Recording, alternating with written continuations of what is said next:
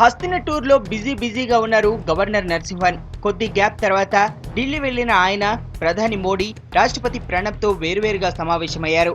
రాష్ట్ర విభజన అప్డేట్స్ తో పాటు రెండు రాష్ట్రాల్లో పరిస్థితులు, ఉద్యోగుల పంపకాలపై హస్తిన పెద్దలకు రిపోర్ట్ ఇచ్చారు గవర్నర్. మొదట ప్రధానిని కలిసిన నరసింహన్ ఆయనకు శుభాకాంక్షలు చెప్పారు. మోడీ ప్రధానిగా బాధ్యతలు తీసుకున్న తర్వాత ఫస్ట్ టైం మీట్ అయ్యారు గవర్నర్. అటు విభజన అంశంపై కూడా ప్రధానికి వివరాలు ఇవ్వడం ఇదే మొదటిసారి.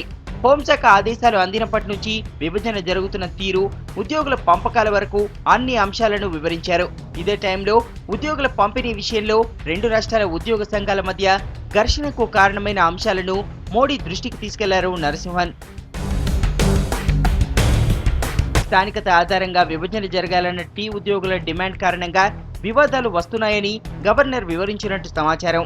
ప్రస్తుతం రెండు రాష్ట్రాలకు తాత్కాలిక ఉద్యోగుల విభజన చేపట్టారని మోడీకి తెలిపారు నరసింహన్.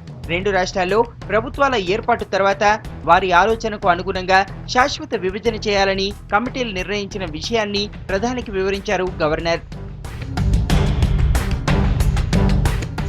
ఇప్పటికే రాష్ట్ర విభజనకు సంబంధించి అన్ని ప్రక్రియలు ముగిశాయని చెప్పారు. జూన్ 2 అపాయింటెడ్ డే తర్వాత కొత్త రాష్ట్రాల్లో పాలనాపరమైన ఇబ్బందులు తలెత్తకుండా అన్ని చర్యలు తీసుకున్నామని చెప్పినట్టు ఢిల్లీ వర్గాల సమాచారం.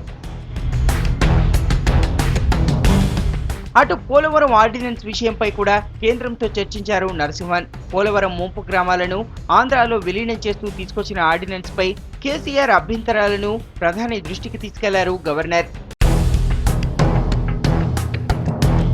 అటు రాష్ట్రపతితో భేటీలోనూ గవర్నర్ ఇవే అంశాలపై రిపోర్ట్ ఇచ్చారు. కొత్తగా ఏర్పడనున్న తెలంగాణ రాష్ట్రానికి కూడా గవర్నర్ గా నరసింహన్ వ్యవహరించాలంటూ ఇటీవలే రాష్ట్రపతి ఉత్తర్వులు జారీ చేశారు. రెండు రాష్ట్రాల ప్రభుత్వాలను, అధికారులను ఎలా సంయమనం చేయాలనే దానిపై కూడా రాష్ట్రపతి ప్రధానమంత్రితో చర్చించారు.